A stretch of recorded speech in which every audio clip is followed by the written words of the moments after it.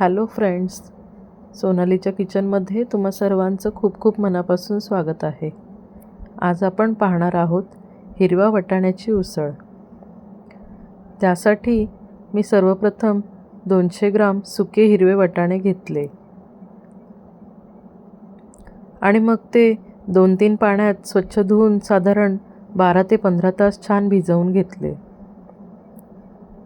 सोबतच एक डहाळी कढीपत्ता, एक मध्यम आकाराचा कांदा आणि एक टोमॅटो चिरून घेतले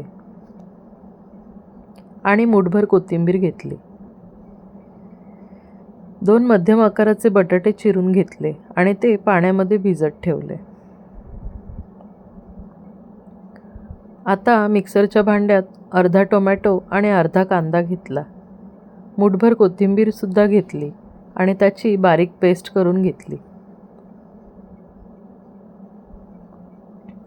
आता गॅसवर कुकर ठेवला आणि त्यात साधारण 3 ते 4 चमचे तेल घेतले.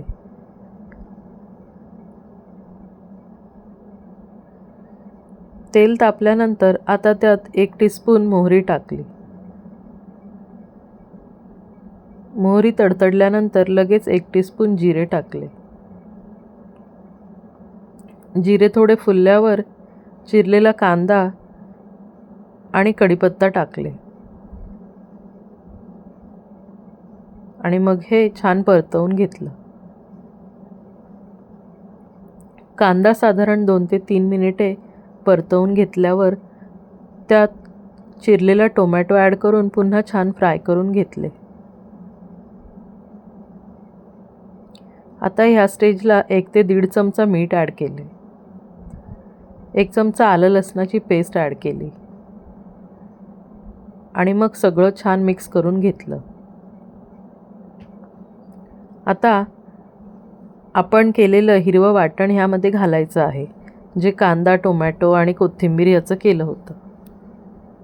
आणि मग ते सुद्धा 2 ते 3 मिनिटे छान परतवून घ्यायचं आहे.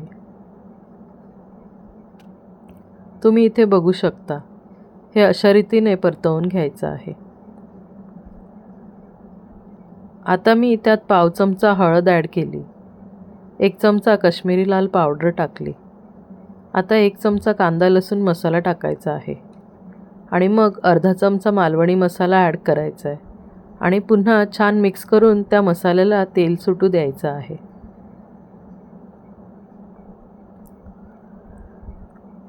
तुम्ही इथे बघू शकताय, मसाल्याला आता छान तेल सुटलेलं आहे. तेल सुटल्यानंतर हा मसाला पुन्हा एकदा हलवून घ्यायचा आहे आणि त्यात चिरलेले बटाटे ॲड करायचे. बटाटे मसाल्यामध्ये छान कालवून घ्यायचे आहेत. मसाला छान बटाट्याला लागला की मग लगेचच आपण भिजवलेले हिरवे वाटाणे त्यात मिक्स करून ते सुद्धा छान परतवून घ्यायचे आहेत आणि मग सगळं मिश्रण छान खालीवर करून घ्यायचं आहे. तुम्ही इथे बघू शकता, मी गॅसची फ्लेम हाय ठेवलेली आहे आणि सर्व वाटाणे आणि मसाले, बटाटे हे छान एकजीव करून घेत आहे.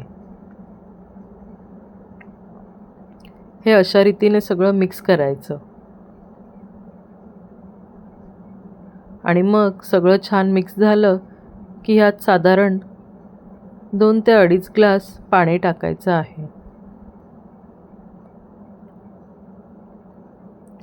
पाणी टाकून झाल्यानंतर सगळं मिक्स करून नंतर कुकरचं झाकण घट्ट बंद करून घ्यायचं आहे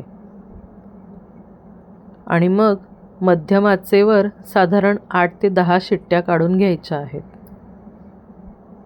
सुक्या वाटाण्यांना शिजायला थोडा वेळ लागतो, म्हणून ह्या जास्त शिट्ट्या काढाव्या लागतात.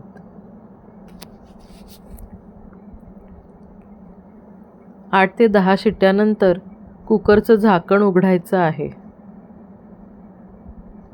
आणि तुम्ही इथे बघू शकताय, किती छान झणझणीत असं हिरव्या वाटाण्याची उसळ तयार आहे.